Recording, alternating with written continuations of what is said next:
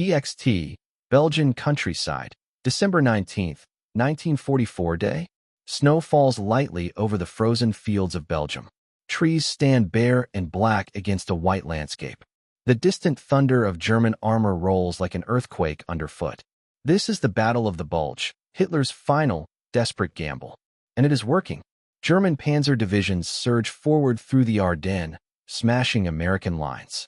Entire battalions vanish in hours. Command posts are overrun, supply dumps captured.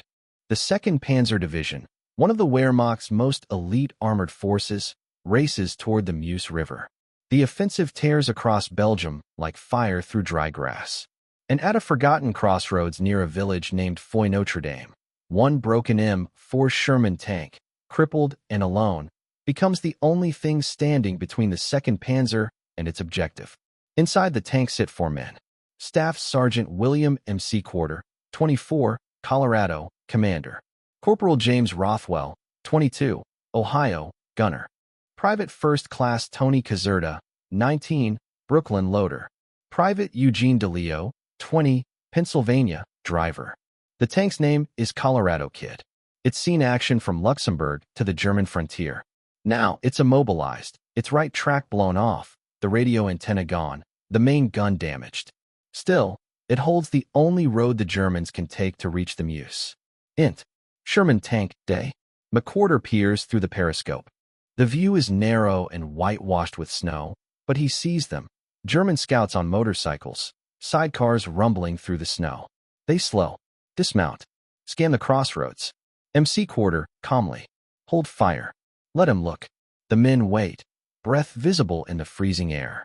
The scouts remount and vanish back the way they came. DeLeo, they'll be back with friends. MC Quarter, let him come. EXT, crossroads, 15 minutes later. They come. Panzer IVs, Panthers, half-tracks, and trucks, a line of armor stretching beyond the tree line. A mechanized serpent slithering through the frozen countryside. McQuarter counts 16 tanks before he stops counting. Int. Sherman tank, continuous.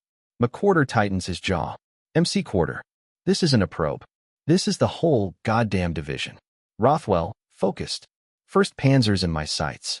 MC Quarter, fire. EXT, field, continuous. The Sherman's 75mm gun barks, rocking the tank.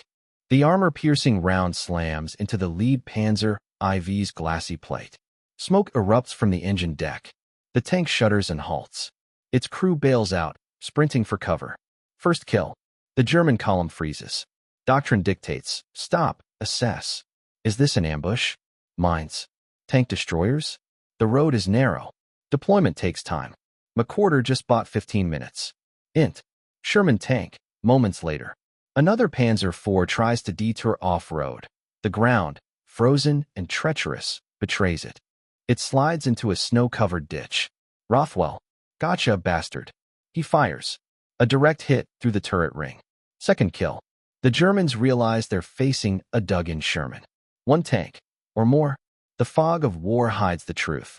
EXT, field, German command post, same. German officers peer through binoculars, radio chatter intense. They can't see the defenders clearly. Their advance is halted by a ghost.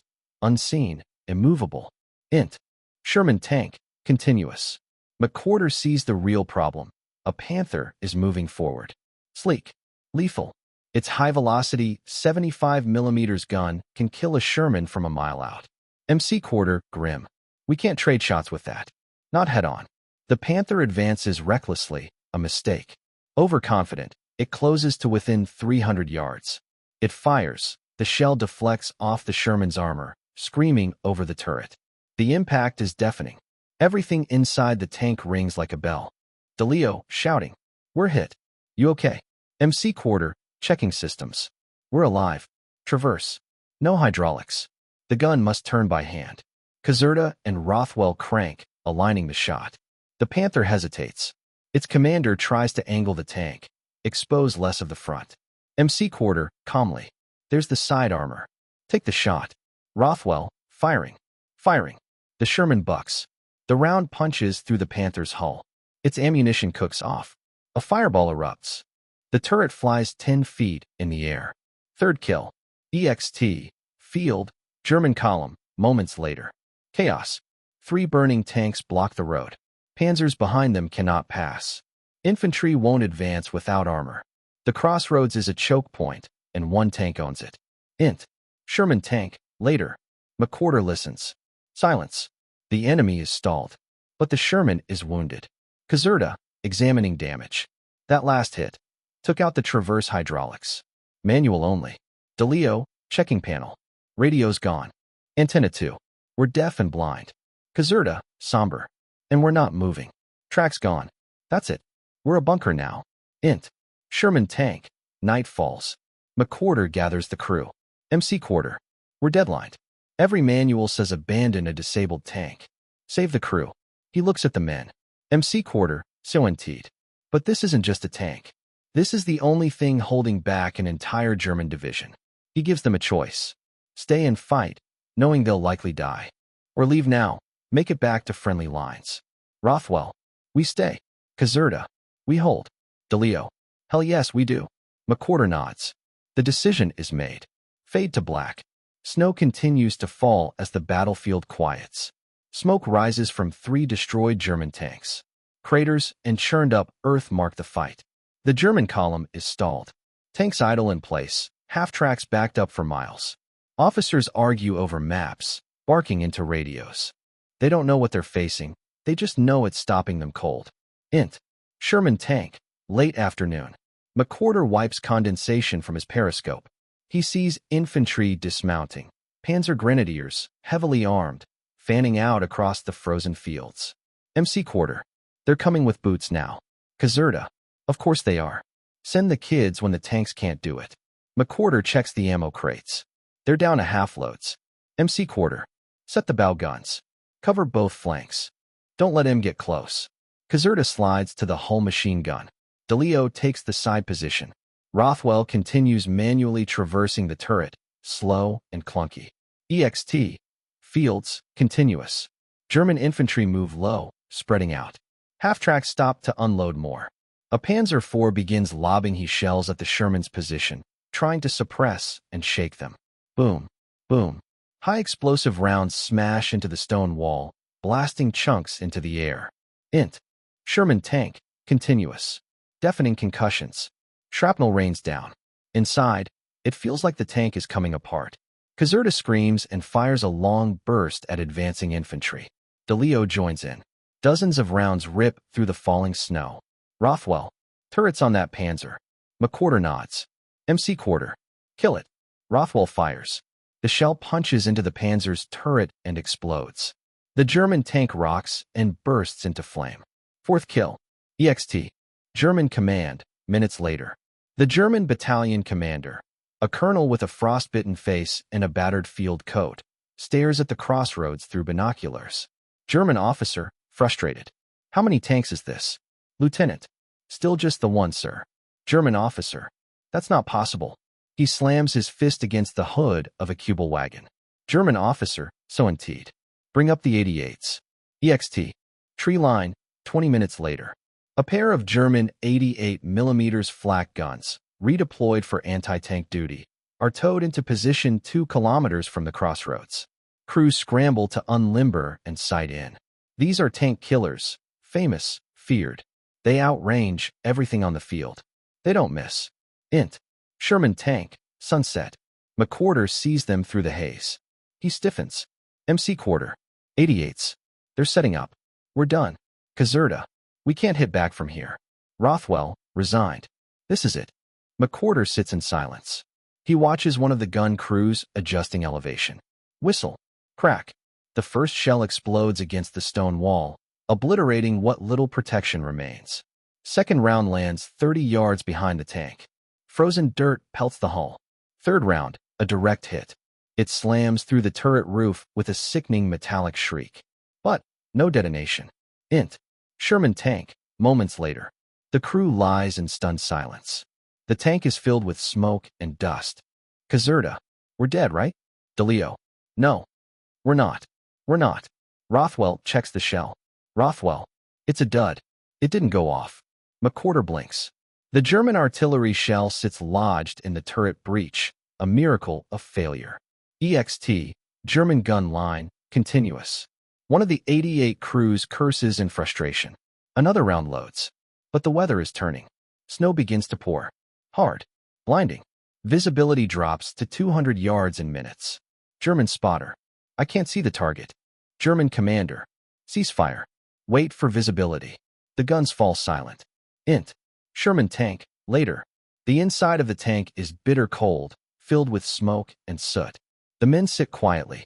Caserta checks the main gun breech. It's warped. It might fire one more round. Maybe, but it could also rupture and kill them all. Rothwell. We got one shot. If we need it. DeLeo. And if we fire it? Caserta. We probably die. McQuarter leans back against the hatch. MC Quarter. Then we make it count. He looks around the tank. All of them are bruised, burned, exhausted. But none of them wants to leave. MC Quarter, so indeed. If they come again, we hold until the end. No one disagrees.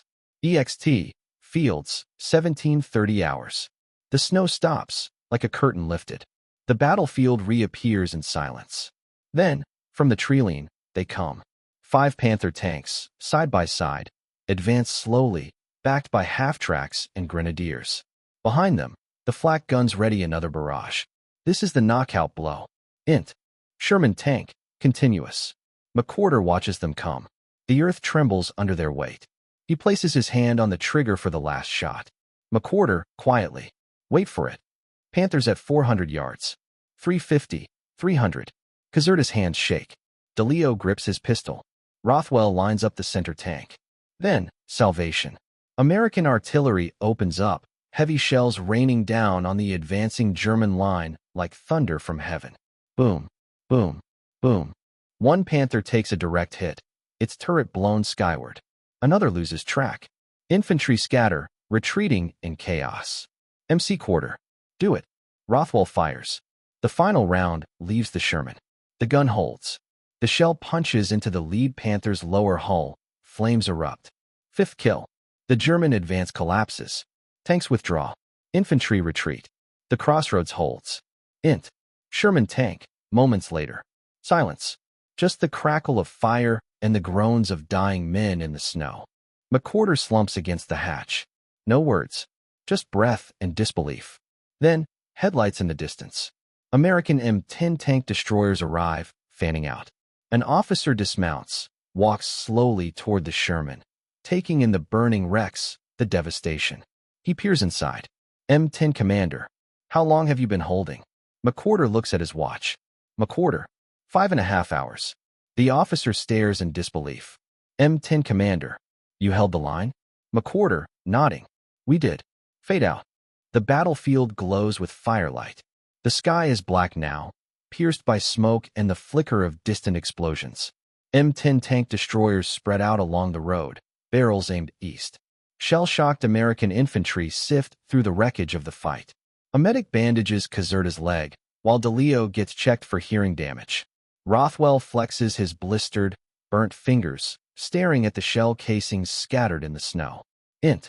Field ambulance, continuous. McQuarter lies on a stretcher, pale, eyes bloodshot from smoke and fatigue. A nurse checks his vitals, wiping blood and grime from his face. Nurse. You're lucky to be alive. McQuarter just blinks, barely hearing her. Nurse, softly. We heard what you did. Everyone's talking about it. McQuarter's lips twitch. Not a smile. Something heavier. He doesn't feel like a hero. EXT. Crossroads. Next morning. Sunrise breaks over the white fields. The Sherman, Colorado kid, sits like a ghost. Engine cold, track shattered, hull blackened by smoke. Its turret is scorched. The radio antenna is a jagged stump. Soldiers pose beside it, snapping photos. Others pick over the German wrecks, scavenging souvenirs. A jeep arrives carrying officers with notebooks and cameras. Intelligence officer. This one Sherman held the crossroads? M10 commander. Yeah, just one. No support, no backup. They were immobile. Radio was dead. The officer stares in disbelief. Intelligence officer, low. Unbelievable. Int. Field hospital, 2 days later. The 4 men lie in separate cots, resting, wrapped in thick blankets. The ward is full of the wounded. Outside, tanks rumble westward, The counterattack is underway. An aide enters, clipboard in hand. Aide. Gentlemen. Debriefing starts in 20 minutes. Bring your minds, and whatever's left of your ears. The men exchange tired looks. Int. Command post tent, later. Two intelligence officers question the crew. Maps are laid out on the table, circled with arrows and unit markings. Intel Officer 1. You're telling me you knocked out 5 German tanks? Rothwell nods. Panzer IVs. Couple Panthers. One with a lucky shot. Another got stuck in a ditch. Intel Officer 2. And your gun failed after the 4th? Caserta. Breach was warped. We fired one more round. That's it. Risked killing ourselves. Took out a Panther. DeLeo. The artillery saved us. I thought it was over. Intel Officer 1. And you were immobilized the whole time? MC Quarter. After the Panther's near miss, yeah? Right track was gone. We couldn't reverse or reposition. Intel Officer 2. Why didn't you abandon the tank? MC Quarter, quietly. Because we had the crossroads. Germans wanted it bad. Letting them have it wasn't an option. Silence. The intel officers look at each other, then back at their notes. Int. Division HQ, days later. The battalion commander reads a typed commendation request. His adjutant stands by. Battalion commander. Distinguished Service Cross for McQuarter. Silver stars for the crew. Adjutant. Sir, they say McQuarter refused to abandon an immobile tank. Some officers might see that as reckless. Battalion commander, sharply. They held a critical position. Delayed an entire panzer division. That's not reckless. That's leadership. He signs the papers. EXT. Outskirts of Bastogne, January 1945. A small ceremony takes place in a frozen field. Soldiers stand in formation. Flags flap in the wind. General George S.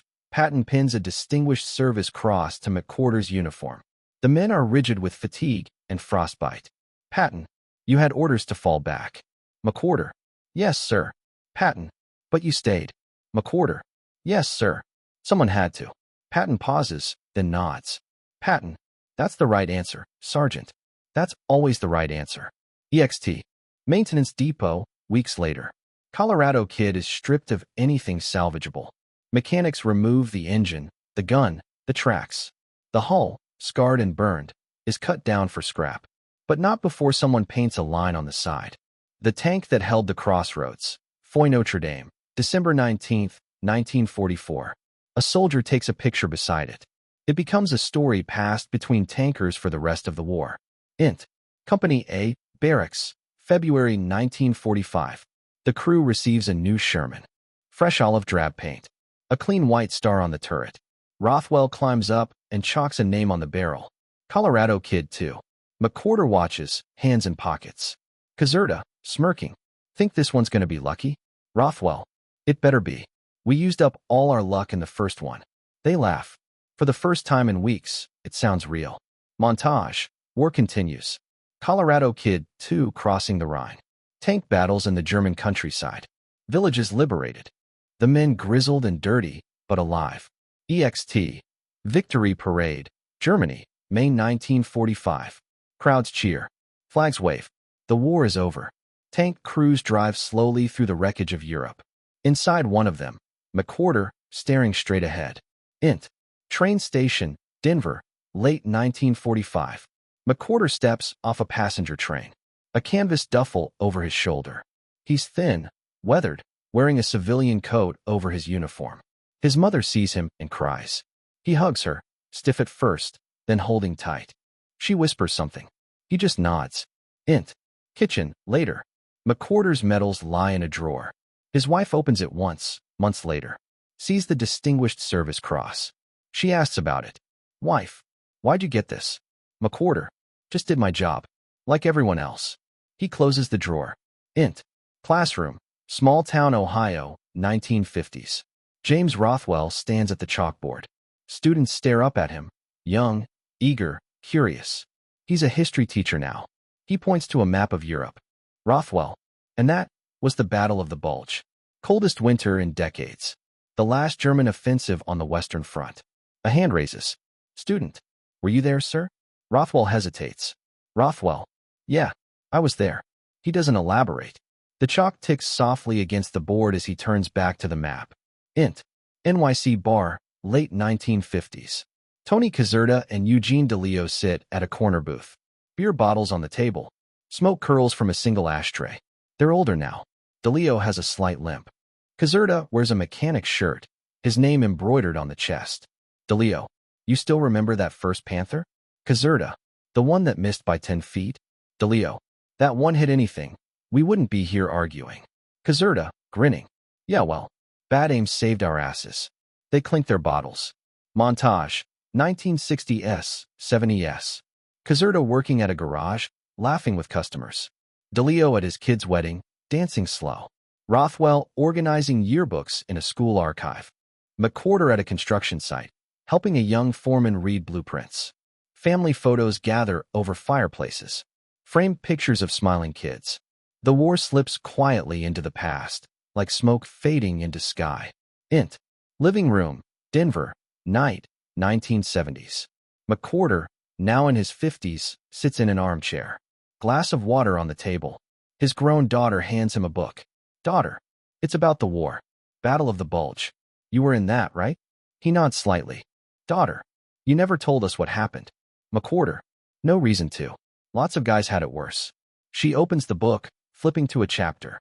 Daughter, says here one tank held off an entire German division at a place called Foy Notre Dame. He doesn't react, but his hands tighten around the glass. Daughter, was that you? McWhorter, just did my job. Int. Historian's office, 1984. A military historian pores over declassified German war records. He highlights a line in a dusty war diary. Strong American resistance delayed the advance near Foy Notre Dame. Multiple tanks, heavy defense. The historian frowns. Historian, murmuring. There weren't multiple tanks. EXT, quiet neighborhood, Colorado day. A sedan pulls into a driveway. The historian, mid-30s, neat haircut, steps out with a notebook. Int. Living room, later. McWhorter sits stiffly across from the historian. Old medals sit on the coffee table between them. Historian. Sergeant, your crew delayed one of the most elite panzer divisions for hours. That action saved thousands. McWhorter. We didn't think about that. Just knew what would happen if we let them through. Historian. Why didn't you retreat? McWhorter leans back, eyes distant. McWhorter. Because if we left, the Germans would have gotten through. Americans down the line would have died. Someone had to stay. Might as well be us. The historian scribbles. Int. Veterans Hall, 9th Armored Division Reunion, 1985. Old men in uniforms. Some in wheelchairs, others with canes. Patches, medals, and photos pinned to boards. McWhorter walks in. Caserta and DeLeo are already there. Rothwell sits nearby, adjusting his glasses. They embrace, wordless at first. DeLeo, told you we'd all make it. Rothwell, by some miracle, yeah? Caserta, we ever figure out who fired that last round? McWhorter, grinning. Does it matter? They laugh. Later, other veterans come up to McWhorter, men from different units. Veteran 1. We heard about that, Sherman. That was you? McWhorter. It was all of us. Veteran 2. You guys gave us time to dig in. We were dead without it. Veteran 3. Thank you. McWhorter accepts their handshakes, but he looks down, uncomfortable. He's never worn praise well. Int. School auditorium, 1988. An audience of cadets. ROTC students. Young, sharp uniforms. McWhorter, now older, stands at a podium. He's nervous and used to public speaking.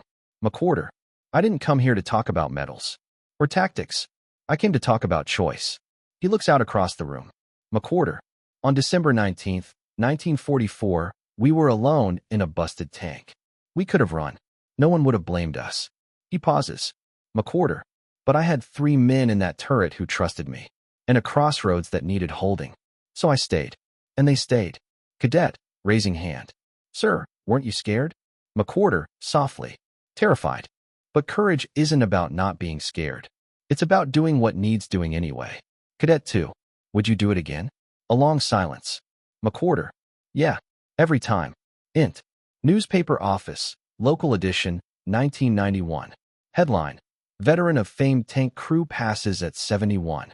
The obituary is simple. It mentions the Distinguished Service Cross, his career in construction, his family.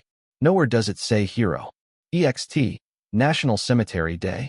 A small group gathers at the grave. Caserta, DeLeo, and Rothwell stand in line, hats off. A folded flag is handed to McQuarter's wife. DeLeo, quietly, to Rothwell. You ever tell your kids? Rothwell. Bits and pieces. Never the whole thing. Caserta. Maybe we should. Rothwell nods. Int. School GYM. Early 2000s. Rothwell stands before a class of high school seniors. Behind him is a slide. A black and white photo of Colorado kid, battle-scarred and immobile at the crossroads.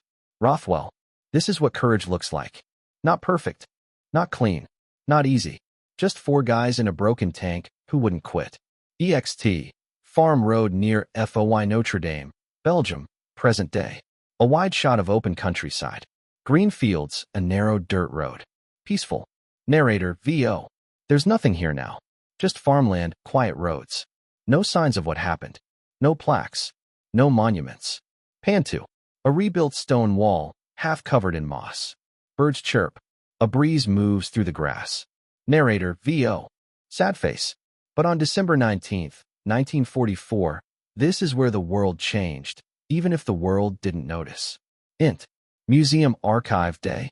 A young historian, early 30s, flips through black and white photos. He stops at one, a battle-scarred Sherman tank behind a stone wall. Burned German tanks surround it. He stares. Young historian. That's the one. That's Colorado kid. Int. TV studio. History documentary, night. A documentary crew sets up lights and cameras. A host prepares her notes. The image of Colorado kid flashes on a screen behind her. Host, into camera. Tonight, we bring you the forgotten story of 4 men in a broken tank and the 5 hours that changed the Battle of the Bulge. Int. Military classroom, modern day. AU.S. Army instructor stands before a whiteboard. Diagrams of terrain, tank positions, and troop movements. Instructor. This engagement at Foy Notre Dame isn't famous. But tactically, it's brilliant. One immobilized tank held up an entire German division. A hand raises from a young officer. Cadet. Sir, how did they do it? Instructor. Discipline. Position. Fire control. And sheer guts.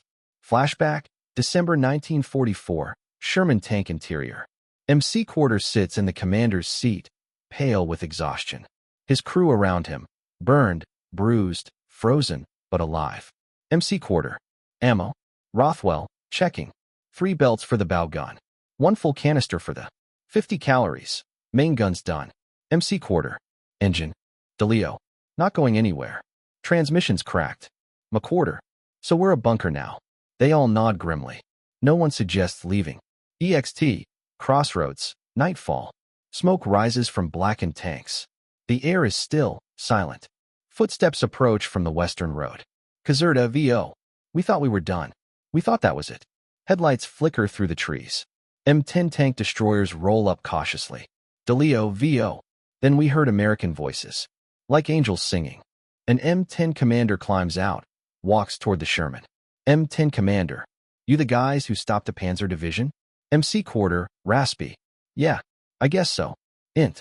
Field hospital, the next morning. Doctors patch wounds. Nurses wrap burns. The tank crew lays on cots, pale and silent. An officer walks in holding paperwork. Officer. We've got your reports. 5 confirmed kills. 6-hour delay. Whole sector held. You saved a lot of lives. No one reacts.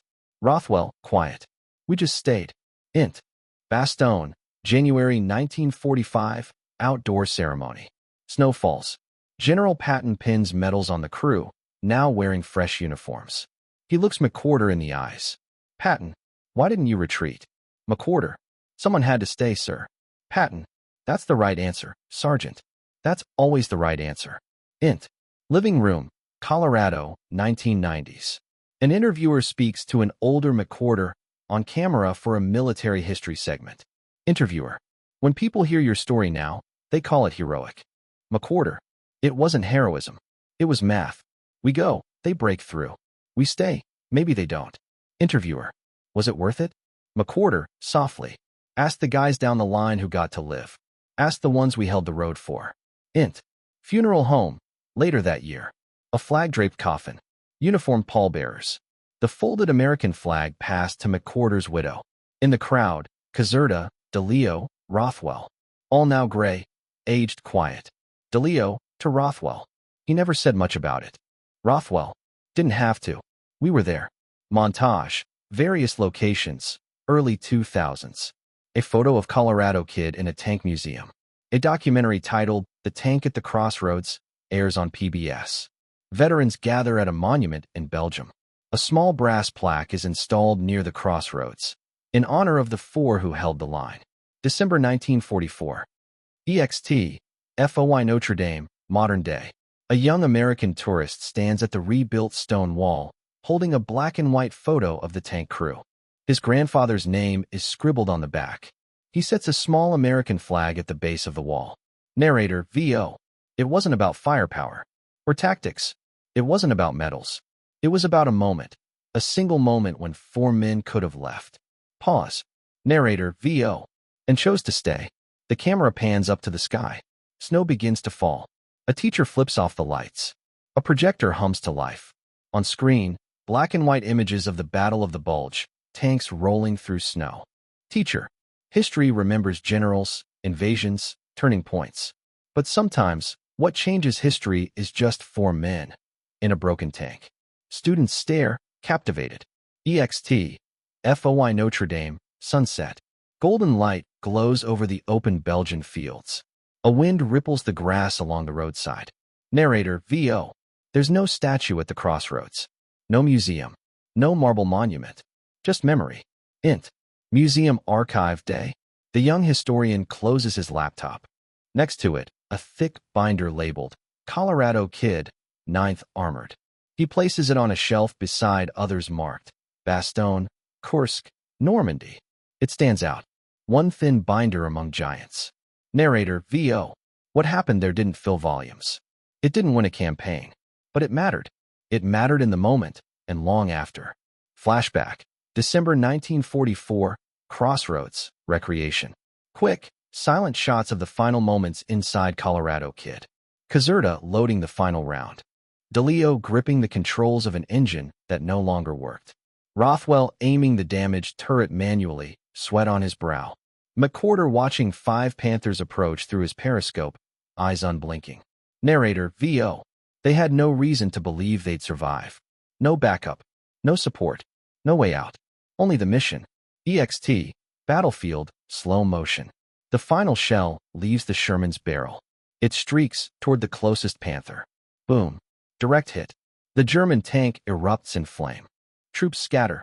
The battlefield dissolves into smoke and retreat. Narrator, VO. They made the last shot count. Int. Small living room, night. Eugene DeLeo, elderly, in his final years, sits beside his grandson who's reading from an old photo album. Black and white snapshots, a Sherman tank, men smiling in cold weather gear, a medal presentation. Grandson, Grandpa, was that you? DeLeo stares at a photo of McWhorter, young and steely-eyed. DeLeo, quietly. We were all there. He just made sure we came home. Int. Military Academy, auditorium, night. A young cadet stands at a podium, reading aloud. Cadet. They weren't heroes. Just soldiers who stayed. Because staying meant others lived. Sergeant William McWhorter, 9th Armored. Applause fills the hall. Old veterans in the back row wipe their eyes. EXT, Denver, Military Cemetery, dusk. McWhorter's grave, marked with a simple white headstone. William McWhorter, SGT, U.S. Army, December 1920 to March 1991. He held the line. Someone has left a small Sherman tank model at the base. Narrator, VO. The last of them is gone now. Rothwell, Caserta, DeLeo, McWhorter, all past, all quiet now. But they left something behind. EXT, Military Reunion, 1980s, day, flashback. Dozens of old men in army jackets and service caps. McWhorter laughs with fellow veterans, holding a paper plate of barbecue and beer. Rothwell, to a young reporter. You know what people always ask? How did 4 guys in 1 tank stop a whole panzer division? McWhorter, gruff. Because we didn't run. That's it. That's the whole secret. EXT, FOI Notre Dame, sunset. Snow begins to fall lightly over the rebuilt stone wall. Peaceful. Still. Narrator, VO. For men. 1 tank. 5 hours. 5 German tanks destroyed. Thousands of lives saved. All because they stayed. Not for glory. Not for medals, but because they were there, and someone had to. Int. YouTube video outro, edited documentary scene. Black and white still of the 4 crew members in uniform. Overlaid text fades in. The crew of Colorado Kid, 9th Armored Division, U.S. Army. Never forget what courage really looks like. Then, if this story moved you, please like, subscribe, and share. These stories deserve to be remembered. Fade to black. Roll credits, in silence. Sergeant William McWhorter, Denver, Colorado, passed 1991. CPL. James Rothwell, Toledo, Ohio, passed 1998. PFC Tony Caserta, Brooklyn, New York, passed 2003. Private Eugene DeLeo, Pittsburgh, Pennsylvania, passed 2006. Thank you for remembering them.